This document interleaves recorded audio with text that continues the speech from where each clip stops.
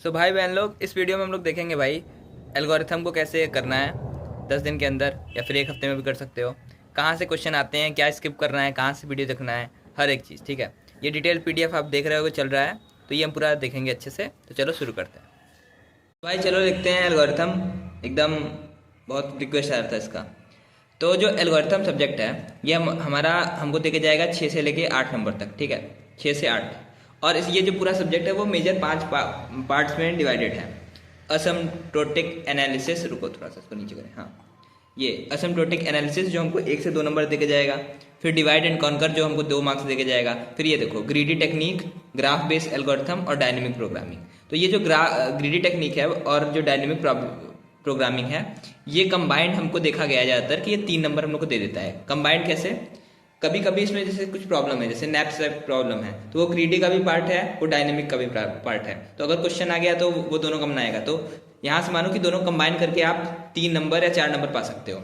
और फिर ये देखो जो ग्राफ बेस्ड एल्गोरिथम है ना, यहाँ पे आपको 2 नंबर ज़्यादातर मिलता है, लेकिन कभी कभी 1 भी मिल जाता है। तो ये ओवरऑल वेटेस्ट है, मतलब कैसे है। अब देखते हैं कैसे करना है इसको। चलो नीचे आते हैं इधर। तो जो मेजरली आपको फॉलो करना है प्लेलिस्ट, वो ये है। देखो इसमें बहुत सारे प्लेलिस्ट है, तो आप भाई सर्च कर लेना। मैं जो आप लोग को नहीं मिलेगा उसका दे दूंगा लिंक, लेकिन बहुत का नहीं दे पाऊंगा ना, क्योंकि बहुत ज़्यादा ये है।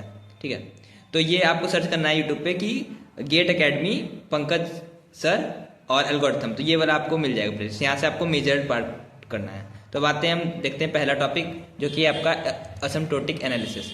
तो ये करने के लिए आपको पंकज सर का ही ये जो आपका ऊपर है ये वाला प्लेलिस्ट, इसका 1 से लेके 5 तक आपको देखना पड़ेगा पूरा लेक्चर। ठीक है, ये जब देखोगे तो इसमें 2 पार्ट हैं, 2 पार्ट हैं।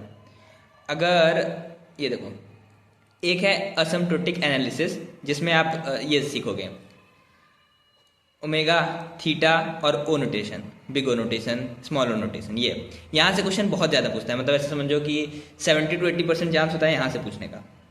और फिर आपका आता है रिकरेंस रिलेशन, ये भी बहुत तगड़ा टॉपिक है। और ये 2 टॉपिक आप जब ये 5 लेक्चर देखोगे ना, आपका कवर हो जाएगा, बहुत अच्छे से कवर हो जाएगा। और इसमेन फिर देखते हैं क्या क्या कॉन्सेप्ट पूछता है। ठीक है, मोस्ट रिपीटेड कॉन्सेप्ट। तो पहला तो भाई ये है कि आपको एक फंक्शन देगा fn, फिर दूसरा फंक्शन देगा gn, फिर कुछ रहेगा यहाँ fn को डिफाइन करेगा, gn को डिफाइन करेगा, फिर पूछेगा क्या fn जो है, अरे यार इसको हटाएं क्या, fn जो है वो बिग ओ ऑफ gn है, ये आप पढ़ो समझ में आएगा। या फिर fn जो है वो ओमेगा ऑफ gn है। ये सब ये वीवीआईपी क्वेश्चन है, बहुत बार रिपीट होता है, बहुत ज़्यादा, हर जगह टेस्ट सीरीज में क्वेश्चन, पेपर में बहुत रिपीट होता है। फिर दूसरा क्वेश्चन कि आपको एक सीक्वेंस दे देगा, मान लो ऐसे कि 10 है, फिर रूट n क्यूब है, फिर log n है, या फिर log n स्क्वायर है। फिर ये कहेगा कि arrange in increasing order of time complexity, मतलब आपको अरेंज करना है। तो ये दूसरे टाइप का क्वेश्चन हो गया। ठीक है, फिर तीसरा आपको भाई कोड दे देगा, मान लो ऐसे कोड है, इसमें 2 फॉर लूप है, एक पहला लूप, ये दूसरा लूप। फिर कहेगा इसका टाइम कॉम्प्लेक्सिटी कितना होगा। तो जैसे यहाँ पे आप देख सकते हो, तो यहाँ सिंपली देख सकते हो इसका o ऑफ n स्क्वायर हो जाएगा। तो ऐसे आपको कोड दे देगा, आपको पूछेगा टाइम कॉम्प्लेक्सिटी क्या है, ये तीसरा।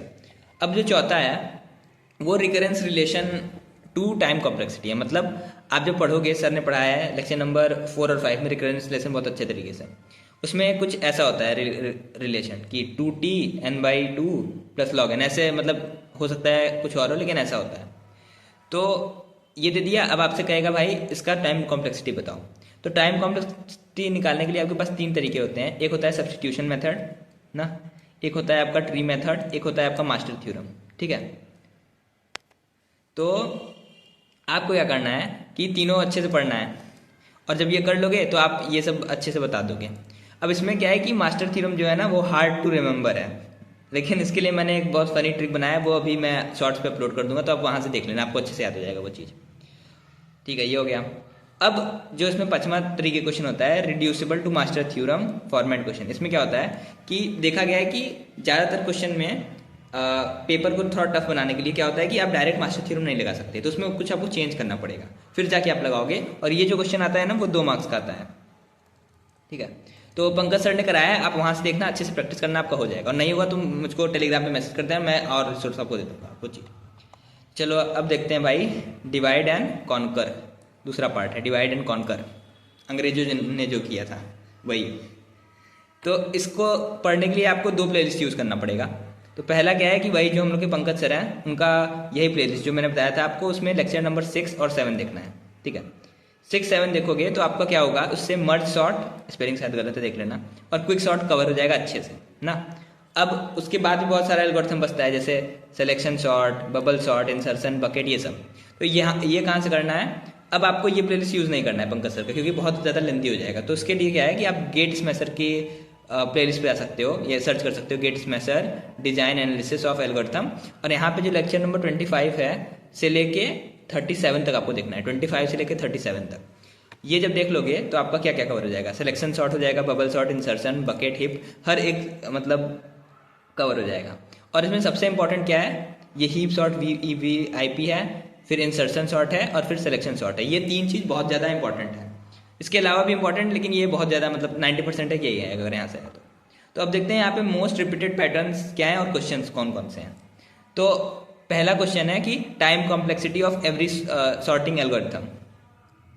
ये तो भाई मतलब आपको एकदम आना चाहिए फिंगर टिप्स पे, बहुत बार क्वेश्चन डायरेक्ट पूछता है, डायरेक्ट। और इसके लिए मैंने अपना शीट बनाया है, तो यहाँ पे लिख दे रहा हूँ माई चीट शीट, वो मैं दे दूंगा भाई, ठीक है, सब ग्रुप पे मिल जाएगा, टेलीग्राम चैनल पे, वहाँ से आप रट लेना, हो जाएगा। फिर दूसरा, recurrence relation of quick sort and merge sort, हाँ ये बहुत पूछता है भाई, आपको ये करना है।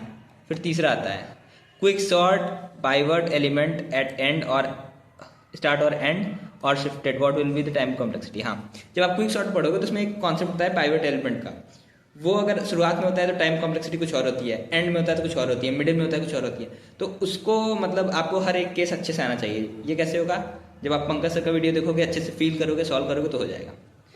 फिर जो चौथा क्वेश्चन होता है, जो कि मतलब बहुत बार देखा गया पेपर में, वो ये है कि एन लिस्ट है और ईच लिस्ट में एन स्ट्रिंग है, मतलब भाई एन लिस्ट है, हर एक स्ट्रिंग मतलब लिस्ट में बहुत सारी स्ट्रिंग है।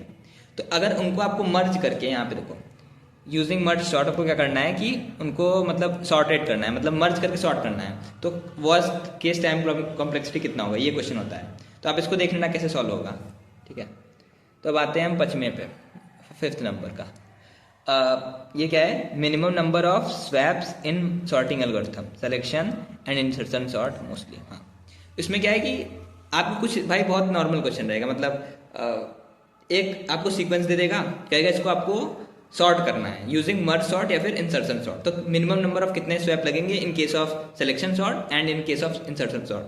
तो ये क्वेश्चन रहता है जब, तो ये आपको अच्छे से करना है। और भाई सिलेक्शन सॉर्ट और इंसर्शन सॉर्ट को आपको अच्छे से करना है, मतलब फील लेके करना है, क्योंकि क्वेश्चन आ गया तो आप ड्रॉ करके देख लोगे ना कि ठीक है भाई इसमें इतने नंबर ऑफ स्वैप लगे, इसमें इतने नंबर ऑफ स्वैप लगे। तो यहाँ पे मैं लिख दे रहा हूँ भाई कि insertion sort and selection sort focus on swap process, ये चीज ठीक है भाई। तो अब आते हैं 6वें पे, जो कि है हमारा क्या है, इसमें क्या है कि भाई बाइनरी हीप हम लोग को दिया रहेगा, उसमें कुछ एलिमेंट पहले से होंगे, हमको कहेगा कि भाई हमको कुछ और एलिमेंट और ऐड करने हैं। तो टाइम कॉम्प्लेक्सिटी कितना होगा, टोटल टाइम कितना लगेगा। तो यहाँ पे 2 तरीके का होता है, एक केस ये होता है कि आप भाई 1 by 1 ऐड करोगे ना, उस केस में आपका टाइम कॉम्प्लेक्सिटी होता है मतलब n log n, ठीक है, theta of n log n। और अगर मान लो आपसे कहता है कि जरूरी नहीं है कि भाई अब एक के बाद एक ही इंसर्ट करो, कोई और ट्रेंड भी फॉलो कर सकते हो, तो उस केस में होता है थीटा ऑफ n ना। ये गेट स्मैशर में बहुत अच्छे से समझाया है, जो मैंने आपको बताया लेक्चर नंबर, अगर आप 25 से लेके 37 तक देखोगे, उसमें बहुत अच्छे से ये सब मतलब हीप सॉर्ट के बारे में है, हर सॉर्टिंग एल्गोरिथम के बारे में है, तो वो देख लोगे तो ये आप कर लोगे। फिर आते हैं हम 7वें क्वेश्चन पे। आपको क्या होगा, तो क्या होगा कि आपको एक एरे दिया रहेगा, जैसे ऐसे कुछ सीक्वेंस दे देगा, इसमें कहेगा भाई मिनिमम नंबर ऑफ इंटरचेंज, कितना आप इंटरचेंज करोगे मिनिमम कि वो कन्वर्ट हो जाए मैक्स हीप में या मिन हीप में, ये चीज, ठीक है। ये हो गया मैक्स हीप, या फिर यहीं पे हम लिख सकते हैं यहाँ मिन हीप, ये हो गया। फिर अब आते हैं 8वें क्वेश्चन पे, ठीक है। तो इसमें क्या है कि max heap given number of comparison to find minimum element. हाँ, आपको क्या होगा कि एक मैक्स हीप दे देगा, जैसे मान लो ये दिया है आपको ना, ये चीज आपका एक मैक्स हीप है। अब कहेगा भाई अगर आपको सबसे मिनिमम एलिमेंट फाइंड करना है तो कितना नंबर ऑफ कंपैरिजन करना पड़ेगा। तो अब देखो, आप कहोगे यार हम यहीं सर्च करेंगे काम हो जाएगा ना, लेकिन ये हमेशा केस नहीं होगा। देखो यहाँ पे सबसे लोएस्ट एलिमेंट कौन सा है, 19, तो आप कहोगे भाई हम यहाँ पे देखो इतने एलिमेंट को कंपेयर करेंगे, 4 एलिमेंट को, की हो जाएगा हम लोग का, मतलब ये एलिमेंट है 19, तो हम कंपेयर करेंगे 19 को इससे इससे इससे, तो हमको कितना 3 लगेगा। बट ये हमेशा केस नहीं है, हो सकता है कि एलिमेंट यहाँ पे हो। तो ये चीज़ है, ये क्वेश्चन आप देखोगे तो आप सॉल्व कर लोगे, मतलब थोड़ा सा आप देखना कैसे सॉल्व होगा, दिमाग लगाना, हो जाएगा। आते हैं अब हम नाइन्थ पे। हाँ, मीन हिप गिवन है, तो minimum number of comparison to find max element, वही चीज इसका उल्टा जो हम लोग किए उसमें था कि मैक्स हिप दिया था हमको मिनिमम निकालना था, यहाँ पे मीन हिप दिया हमको मैक्सिमम निकालना है, तो नंबर ऑफ कंपैरिजन। तो ये देख लेना, मतलब अभी मैं कितना समझाऊँ, बहुत लंबा हो जाएगा वीडियो, सीरियल। अब आते हैं हम तीसरे पे, जो कि है ग्रीडी टेक्निक। ग्रीडी है, घमंडी है, लालची है, तो हमको भाई ऐसे करना पड़ेगा, इसके साथ वैसे ही ट्रीटमेंट करना पड़ेगा, बहुत ज़्यादा नहीं पड़ेगा इसको। तो क्या करना है कि पहले संचित सर जो है हम लोग के, नॉलेज गेट, वो सर्च करोगे तो वहाँ पे ये है 3.1, लेक्चर नंबर 3.1, यहाँ से आपको पता चल जाएगा ग्रीडी क्या होता है।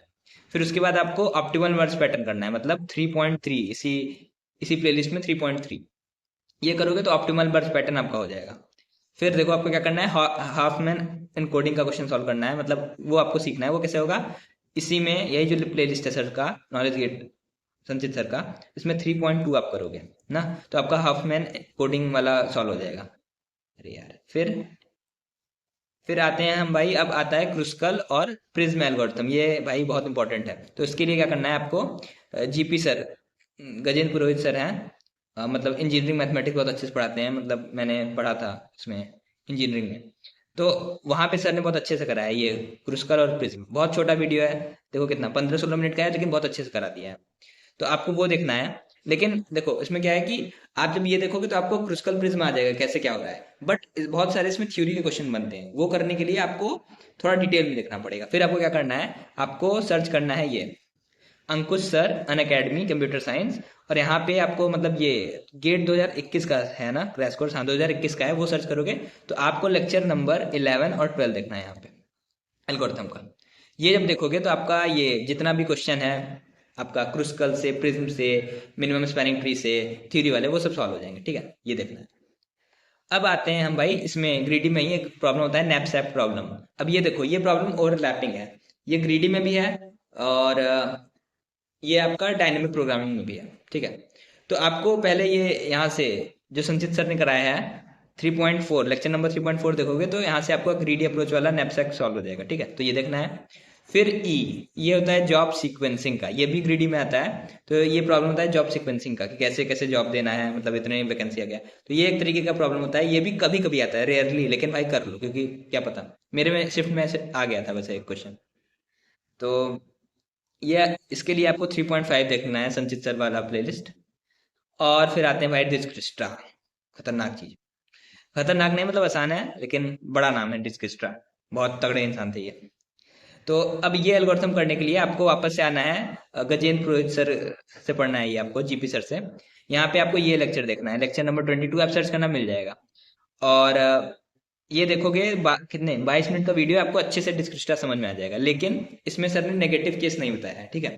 तो गेट वाले बहुत चालाक होते हैं, नेगेटिव केस ला देंगे तो आप फंस जाओगे, तो उसके लिए क्या करना है, नेगेटिव एजेस के लिए आपको ये आपको सर्च करना है ना, ये क्या कहते हैं, गेट स्मैशर, और ये लेक्चर देखना है 4.12 कि why does Dijkstra fail on negative weightage, और ये देख लोगे तो आपका वो भी कवर हो जाएगा। अब देखते हैं इसमें मोस्ट रिपीटेड कॉन्सेप्ट क्या है, ठीक है। तो पहला है भाई हाफ मैन अनकोडेड दिया रहे, मतलब हाफ मैन अनकोडेड से रिलेटेड क्वेश्चन रहता है। इसमें क्या होता है कि आपको दे देगा हर एक वर्ड का फ्रीक्वेंसी, फिर पूछेगा लेंथ ऑफ इनकोडेड मैसेज, जब आप करोगे समझ में आएगा क्या बोल रहा हूँ। फिर दूसरा, find weight of minimum spanning tree, हाँ कोई आपको ग्राफ दे देगा, फिर पूछेगा इसमें मिनिमम स्पैनिंग ट्री का वेट कितना होगा, वो चीज़।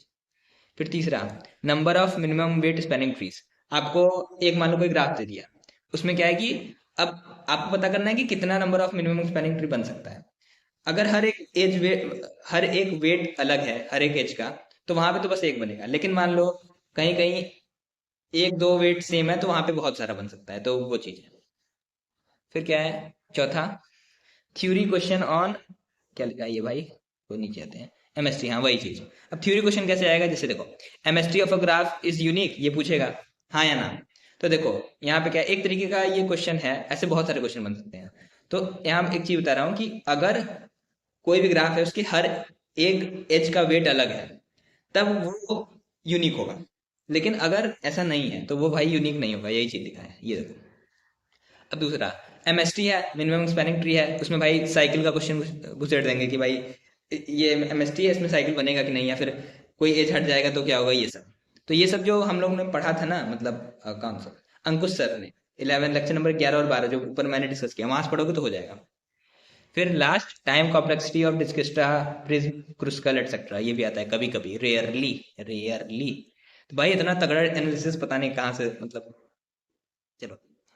अब आते हैं चौथा चीज जो है हम लोग का ग्राफ बेस्ड एल्गोरिथम। तो ये करने के लिए बस यही जो हम लोग का प्लेलिस्ट था पंकज सर का, जो हम लोग शुरुआत से ही फॉलो कर रहे थे, उसमें लेक्चर नंबर 14, 15, 16 और 17 देखना है। 17 में क्या है कि सर ने हाफ पढ़ाया, उसके बाद सर ने बताया कि कैसे एल्गोरिथम पढ़ना है, तो आपको देखना हो देख लो, लेकिन हाफ तक तो कम से कम देख लेना। ठीक है, ये चीज हो गया 14, 15, 16। अब यहाँ पे मोस्ट रिपीटेड पैटर्न क्या है देखते हैं। डीएफएस, बीएफएस, डीएफएस का ऑर्डर, ये भाई वीवीआईपी है ये चीज।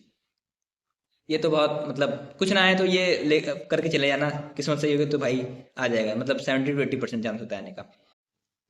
फिर भाई आता है find number of topological orderings of the vertices of the graph. आपको ग्राफ दे देगा, उसमें पूछेगा इसमें नंबर ऑफ टोपोलॉजिकल ऑर्डरिंग कितना होगा, आप जब पढ़ोगे समझ में आ जाएगा ये भी चीज। फिर आते हैं तीसरे पे भाई, तीसरे चीज articulation point cut edge bridge question. भाई ये भी वीआईपी है, मतलब आपको जल्दी कहीं मिलेगा नहीं, लेकिन इसके लिए मैंने खोज लिया है क्योंकि मुझको दिक्कत हुआ था तो मैंने ढूंढा था। तो इसके लिए आपको क्या करना है कि यूट्यूब पे सर्च करना है, अब्दुल बारी सर बहुत रेप्यूटेड टीचर हैं, तो इनका सर्च करना है और फिर लिखना है आर्टिकुलेट पॉइंट, आर्टिकुलेशन पॉइंट। आपको ये वीडियो मिलेगा, ये देख लेना, क्लियर हो जाएगा सब चीज़। ठीक है, ये हो गया। अब आते हैं हम अपना फाइनल चीज़ पे जो कि है डायनेमिक प्रोग्रामिंग। तो डायनेमिक प्रोग्रामिंग क्या करना है कि यही हम लोग के जो पंकज सर हैं, पंकज सर, इनका ही लेक्चर फॉलो करना है। और इसमें क्या करना है, लेक्चर नंबर 12 और 13 देखना है। ठीक है, 12, 13 देखना है। फिर देखो यहाँ से आपका क्या क्या कवर हो जाएगा, डीपी कवर हो जाएगा पूरा डायनेमिक प्रोग्रामिंग। फिर आपका लॉन्गेस्ट सब सीक्वेंस वाला प्रॉब्लम कवर हो जाएगा। और क्या कहते हैं इसमें, नैपसैक प्रॉब्लम जो था डायनेमिक अप्रोच से, वो कवर हो जाएगा। अब क्या बचेगा, मल्टी मैट्रिक्स चेन मल्टीप्लिकेशन। उसके लिए आपको क्या करना है कि अंकुश सर, जो मैंने एक बार अभी प्लेलिस्ट आपको बताया था, जो आपको 11-12 लेक्चर करना था, लेक्चर नंबर 11 एंड 12, वही प्लेलिस्ट फॉलो करना है एल्गोरिथम का, अंकुश सर का। और इसमें लेक्चर नंबर 15 देखना है। और ये जो है ना आपको 25 मिनट के बाद से देखना है, 25 मिनट के बाद से, बिकॉज उसके पहले कुछ और था। 25 मिनट के बाद से देखो, आपका मैट्रिक्स चेन मल्टीप्लिकेशन खत्म हो जाएगा। तो इसी के साथ आपका मतलब पूरा का पूरा एल्गोरिथम खत्म भाई। अब देख लेते हैं इसमें कौन सा रिपीटेड क्वेश्चन था मोस्ट। देखो पहला ये है कि लॉन्गेस्ट सबसीक्वेंस बेस्ड क्वेश्चन, ये आ जाता है। दूसरा नैपसैक प्रॉब्लम। अब नैपसैक प्रॉब्लम जो है आपका डायनेमिक प्रोग्रामिंग से भी होता है और ग्रीडी से भी होता है। तो क्या होता है कि मिक्सचर क्वेश्चन आता है, ये कहेगा कि नैपसैक से इसको सॉल्व करो, फिर ग्रीडी सॉल्व करो, फिर दोनों का डिफरेंस बताओ। तो ये भाई ये मिक्सचर हो गया एक तरीके से। तो अब आते हैं तीसरा, minimum number of scalar multiplication needed. ये है मैट्रिक्स चेन मल्टीप्लिकेशन का। और ये है भाई हमारा वी जितना भी लगा सकते हो उतना कम है, वीवीआईपी क्वेश्चन। और ये देख लेना भाई, जो अंकुश सर ने कराया है 25 मिनट के बाद से, ये बहुत इंपॉर्टेंट है, आएगा तो भाई आप कर लोगे 2 नंबर कंफर्म। फिर लास्ट बट नॉट लीस्ट, ये है time complexity of Bellman Ford Floyd Warshall algorithm. ये क्या है कि आप फ्लाइट जो बेलमैन फोर्ड है, ये तो आप भाई सीएनओ पढ़ लोगे, जो आप पढ़ रहे मित्र सर से, तो थोड़ा बहुत भी आएगा तो चल जाएगा। फ्लाइट वॉटरशॉल क्या है कि ये आप देख लेना यूट्यूब पे कहीं भी, गेट्स मैसर या कुछ भी, ये बहुत मतलब ऊपर ऊपर से देखना है कि क्या होता है, थोड़ा सा कॉम्प्लेक्सिटी है।